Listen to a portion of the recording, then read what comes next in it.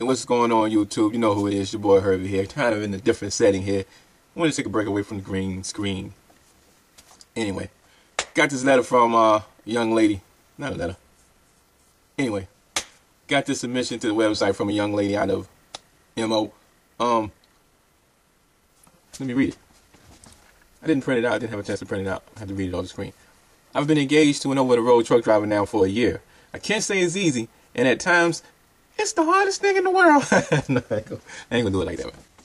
Young lady came to the website who wanted to speak about her relationship with her husband. And there's some interesting things in here that some of you might find is crazy. Some of you might not. But there's some commentary that needs to go along with it, because I think there's some good stuff here for you. Let's get to the letter.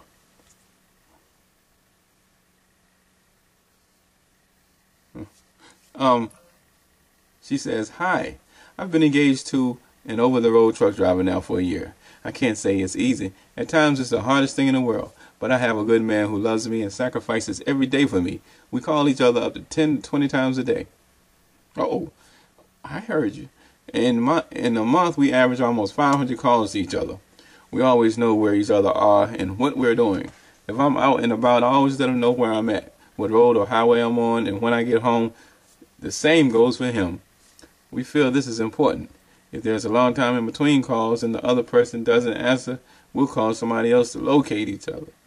This is not a trusting issue, but a love for each other to make sure we're safe and okay. We call or text each other when we awake, call each other before we go to sleep. These help the days pass faster, plus marking the calendar till the day he pulls into the driveway.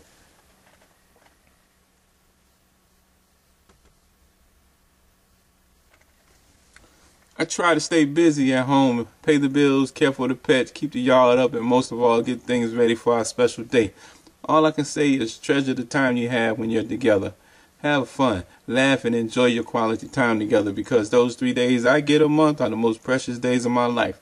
I keep him informed of each day like he was here, so he's never left out.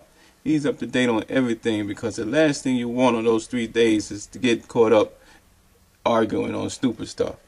I'm a military kid, so when my dad was gone so much, my mom was there for him and still is to this day. So you know I'm here for him when he's out doing his job. So you know I'm here for him when he's out doing his job to make our life wonderful. You've got to commit to this life, for if you can't, it's not fair to him or you. But for me, I'll be there behind him 100% till death do us part. She's very... Oh, that's me. I was getting in the zone. But no, she's very right about how beneficial it is to have constant communication with each other. That is the most effective way to keep the miles between you from creating distance within the relationship. And a lot of people would say that's not going to happen to us because the relationship is so nice. But here's the problem. That is part of the problem, because if you're not intentional about doing it, you got to think about it. You got problems at the house. You got the bills, the kids, the functions. That's when I have car problems or whatever, family issues or whatever.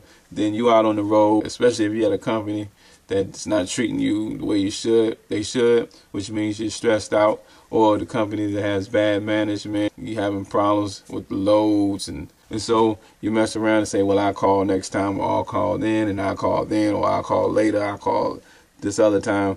But because they don't know what they're doing, it's just an ongoing thing where you procrastinate. Next thing you know, there's different expectations, and one thing leads to another, man. It just grows further and further apart. Next thing you know, then you are missing different pieces of the puzzle. You don't know what's going on at home, just like she said. So, while you may feel that they are overboard with it, probably a lot of y'all need to increase the communication, and it's going to help your relationships out a whole lot. The other thing I wanted to point out was that notice how much influence seeing how her mother handled the relationship with her father had on her. Notice the loyalty, notice the level of commitment, And I just, you know what I mean, y'all keep that in mind when you are around your kids. You got to keep that in mind, period, because of the fact that your kids are paying attention to what you're doing. It don't look like they're paying attention, but that's how kids learn. That's how you learn. And just a quick reminder. But one of the other important things she said was, you see how she handled things when he get back to the house.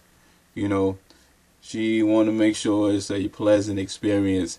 I'm sure she's not just a doormat and everything, but she's intentional about making sure there's peace, harmony, and that the time together can be enjoyed.